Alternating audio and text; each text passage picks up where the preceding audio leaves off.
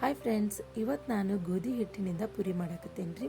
ಹಾಗೆ ತುಂಬಾ ಮಿದುವಾಗಿರುತ್ತೆ. ಹಾಗೆ ಸೇಮ್ ನೀವು ಮೈದಾ ಹಿಟ್ಟಲ್ಲೇ ಮಾಡಿರ್ತೀರ, ಹೋಟೆಲ್ನಲ್ಲಿ ಹೇಗೆ ಮಿದುವಾಗಿರುತ್ತೆ, ಹೇಗೆ ಉಬ್ಬಿರುತ್ತೆ ಅದೇ ರೀತಿಯಾಗಿರುತ್ತೆ. ಹಾಗೆ ಆರೋಗ್ಯಕ್ಕೆ ತುಂಬಾ ಹೆಲ್ದಿಯಾಗಿರುವಂತಹ ಗೋಧಿ ಹಿಟ್ಟಿನಿಂದ ನೀವು ಮಾಡ್ಬೋದು.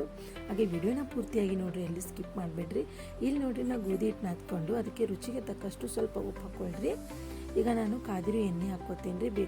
ಒಂದು ಅರ್ಧ ಬೌಲಷ್ಟು ಎಣ್ಣೆ ಆದರೆ ಸಾಕು. ಈಗ ಅದನ್ನು ಮಿಕ್ಸ್ ಮಾಡಿಕೊಂಡು ಸ್ವಲ್ಪ ನೀರು ಹಾಕ್ಕೊಂಡು ನೀವು ಚಪಾತಿ ಹಿಟ್ಟಿನ ಹದವಾಗಿ ಅದನ್ನು ಕಾಲಿಸ್ಕೊಳ್ಬೇಕು. ಈಗ ಅದನ್ನು ನೀವು ಒಂದು 10 ನಿಮಿಷ ನೆನೆದರೆ ಸಾಕು, ಇಲ್ಲಾಂದರೆ ನೀವು ಅವಾಗಲೇನಾದರೂ ಮಾಡ್ಬೋದು.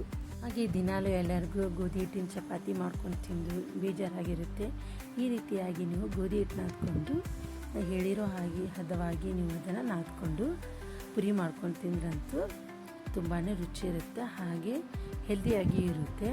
ಈಗ ನೋಡಿರಿ, ನಾನು ಗ್ಯಾಸ್ ಆನ್ ಮಾಡಿಕೊಂಡು ಒಂದು ಪಾತ್ರೆನ ಇಟ್ಕೊತೀನಿ ರೀ. ಅದರೊಳಗೆ ನಾನು ಪುರಿನ ಎಣ್ಣೆಯಲ್ಲಿ ಫ್ರೈ ಮಾಡಬೇಕಲ್ಲ, ಹಾಗಾಗಿ ಎಣ್ಣೆನ ಕಾಯಿಸೋಕೆ ಇಟ್ಕೊಂಡೇನಿ ರೀ. ಈಗ ನೋಡಿರಿ, ಹಿಟ್ಟು ಒಂದು 10 ನಿಮಿಷ ಬಿಟ್ಟಿದ್ದೀನಿ ರೀ ನಾನು. ಈಗ ನೋಡಿರಿ, ನಾನು ಸಣ್ಣ ಸಣ್ಣ ಉಂಡೆಯನ್ನಾಗಿ ಮಾಡಿಕೊಂಡು ಅದನ್ನು ನೀವು ಪುರಿ ಎಷ್ಟು ಬೇಕು ನೋಡಿರಿ ಅಷ್ಟನ್ನು ಲಟ್ಟಿಸ್ಕೊಳ್ರಿ. ನಾವು ಸ್ವಲ್ಪ ಚಿಕ್ಕದಾಗೇ ಲಟ್ಟಿಸ್ಕೊಳಕತ್ತೇನೆ ರೀ. ಸ್ವಲ್ಪ ದಿಪ್ಪಾಗಿ ಲಟ್ಟಿಸ್ಕೊಳ್ಳಿ, ತೆಳುವಾಗಿ ಲಟ್ಟಿಸ್ಕೊಬೇಡ್ರಿ, ದಪ್ಪಾಗಿ ಇರಬೇಕದು. ಈಗ ನೋಡಿರಿ, ನಾನು ಲಟ್ಟಿಸ್ಕೊಂಡೇನಲ್ಲ. ಈಗ ಎಣ್ಣೆ ಕಾಯಕ್ಕಿಟ್ಟಿದ್ನಿ, ಎಣ್ಣೆ ಚೆನ್ನಾಗಿ ಕಾದೈತಿ. ಈ ಕಾದಿರೋ ಎಣ್ಣೆಯೊಳಗೆ ಅದನ್ನು ನಾನು ಹಾಕ್ತೇನೆ ರೀ. ಈಗ ನೋಡಿರಿ, ನಾನು ವಿಡಿಯೋದಲ್ಲಿ ತೋರಿಸ್ತಿದ್ದೇನಲ್ಲ, ಈ ಥರ ನೀವು ಅದನ್ನು ಎಣ್ಣೆಯಲ್ಲಿ ಫ್ರೈ ಮಾಡಬೇಕು. ಪುರಿನ ನೋಡಿರಿ ಎಷ್ಟು ಚೆನ್ನಾಗಿ ಉಬ್ಬಾಕತ್ತೈತಿ. ಮೈದಾ ಹಿಟ್ಟಲ್ಲೇ ಮಾಡಿದರೂ ಇಷ್ಟು ಚೆನ್ನಾಗಿ ಬರಲ್ಲ, ಅಷ್ಟು ಚೆನ್ನಾಗಿ ಬರ್ತೈತಿ ಗೋಧಿ ಹಿಟ್ಟಲ್ಲೇ ನೀವು ಮಾಡಿದ್ರಂತೂ. ಈಗ ನೋಡಿರಿ, ಒಂದೊಂದಾಗಿ ಎಣ್ಣೆಯಲ್ಲಿ ಅವನ್ನ ಫ್ರೈ ಮಾಡಿಕೊಂಡ್ರೆ ಪುರಿ ರೆಡಿ ಆಯಿತು. ಈಗ ಪುರಿ ಜೊತೆ ನಾವು ಪುಟಾಣಿ ಚಟ್ನಿ ತಿನ್ನಬೇಕಲ್ಲ, ಹಾಗಾಗಿ ನಾನು ಪುಟಾಣಿ ಚಟ್ನಿನ ಮಾಡೋಕ್ಕೆಲ್ಲ ರೆಡಿ ಮಾಡಿ ಇಟ್ಕೊಂಡೇನಿ ರೀ.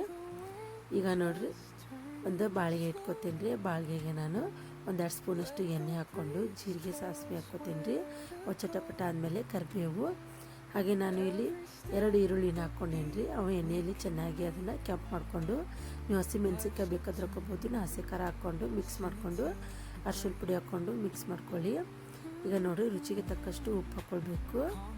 ಹಾಗೆ ಸ್ವಲ್ಪ 1 ಸ್ಪೂನಷ್ಟು ಸಕ್ಕರೆ ಹಾಕ್ಕೊಂಡೇನಿ, ಬೇಕಾದ್ರೆ ನೀವು ಬೆಲ್ಲನೂ ಹಾಕ್ಕೊಬೋದು.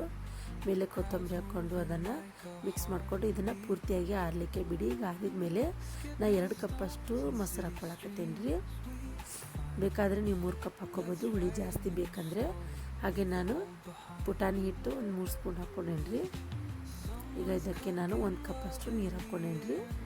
ನಾವು ಯಾವ ಕಪ್ಲೆ ಮೊಸರು ಹಾಕ್ಕೊಂಡಿಲ್ಲ ಆ ಕಪ್ಲೆ. ಈಗ ನೋಡಿರಿ, ಪುಟಾಣಿ ಚಟ್ನಿ ರೆಡಿ ಆಯಿತು.